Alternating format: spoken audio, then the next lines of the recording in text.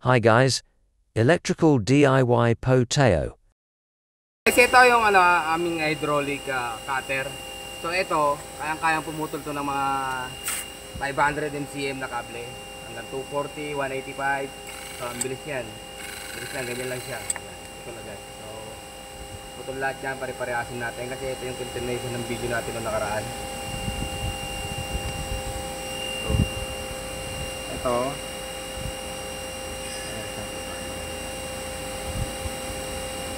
Pwede naman na lahat na pala. Isahan na lang. Pag pinagsama-sama nyo siya, kaya-kaya nyo yan. Ayan nyo guys ha.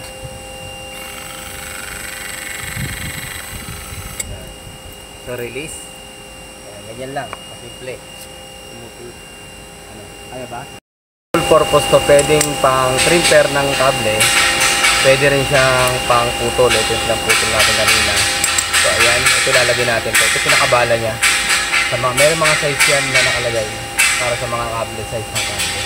Kasi number 25 to. So lalagay natin ng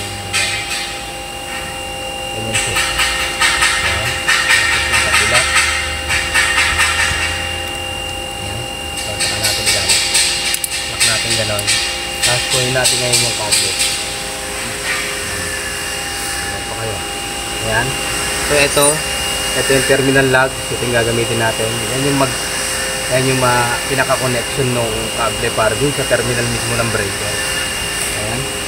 So lalagyan natin ganyan, i-crib niya yan. I-crib niya. Pipindutin niyo lang to para dumiretso siya. Yun. Ayun, pag nag-release na siya, ibig sabihin pasok na. Kita ba? Okay. So kailangan 3 beses para yan ganun ulit.